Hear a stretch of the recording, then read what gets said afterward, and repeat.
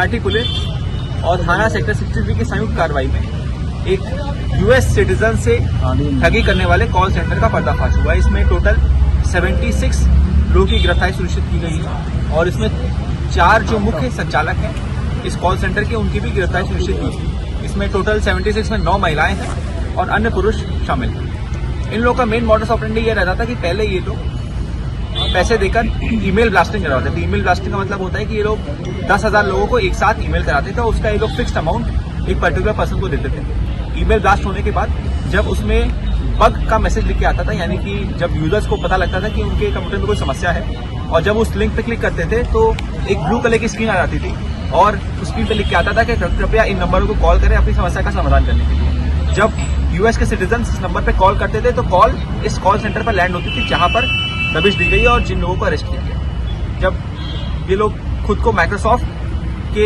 Representative होकर ये लोग बग दूर करते थे तो उन लोगों का रिमोट एक्सेस ले लेते थे और उनके द्वारा जनरली $99 के मल्टीपल्स में ये लोग पेमेंट रिसीव कर लेते थे। ये पेमेंट जनरली ये लोग गिफ्ट कार्ड के माध्यम से रिसीव करते थे और ये लोग मंडे टू फ्राइडे रात में लगभग 8 बजे से लेकर सुबह तक जो यूएस की टाइमिंग होते थे उस हिसाब से ये लोग काम करते थे और उस टाइम पे ये लोग जो बग का मेल करने के बाद जो कॉल रिसीव होती थी उस कॉल को रिसीव करते थे। इन सब लोगों की सैलरी लगभग 15 से लेकर 25 से 30 हज़ार के बीच थी और उसके अलावा ये लोग जिस पर्सन के साथ फ्रॉड कमिट कर लेते थे ये लोग उनके साथ उसका इनको इंसेंटिव भी मिलता था।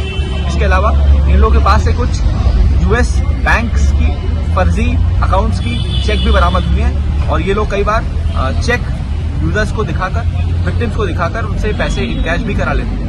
इनके पास से और भी कुछ यूएस के सिटीजन्स के डॉक्यूमेंट भी बरामद हुए हैं जो फोर्ज्ड हैं और हम लोग उसकी भी आगे जानकारी कर रहे हैं। इस मामले में हम लोग यूएस एम्बेसी को भी सूचना देंगे और वो भी अपने स्तर से इस पर कार्रवाई करेंगे। सर, डेटा प्राइवेसी एक बड़ा फैक्टर है, उसमें डेटा कहाँ से मिलता था? क्या वैसे लोग भी कुछ चिन्हित किए उनको भी पकड़ा? इन लोगों ने एक यूएस सिटीजन का नाम लिया जिनसे ये लोग जो डार्क वेब से डेटा कलेक्ट करता था और जिसको ये लोग बिटकॉइन में पेमेंट करते थे और बिटकॉइन के बाद वो ईमेल ब्लास्टिंग करवाता था। तो हम लोग ने उस पर्सन को भी अपनी गिरफ्तारी का पात्र रखा हुआ है। अब तक कितने ठगी कर चुके हैं? ये लोग लाखों रुपए की ठगी, करोड़ों रुपए की ठगी अब तक लोगों के साथ कर चुके हैं। इसके जो मेन मास्टरमाइंड्स हैं जिसका नाम करुणाल रे है, सादिक है, सौरभ राजपूत है, ये लोग मूल रूप से गुजरात के पास के रहने वाले हैं और पहले भी गुजरात पुलिस के द्वारा भी इसी तरह के अपराधों में ये लोग जेल जाते। इन लोगों ने हायरिंग कहाँ से की? जो 74-75 लोग, ये जो 74-75 लोग इन्होंने हायर कर रखे थे, ये लोग इन्होंने अलग अलग जगह से हायर किए थे, परंतु ये लोग ऐसे लोग को हायर करते थे जिनका बात करने का एसेंट,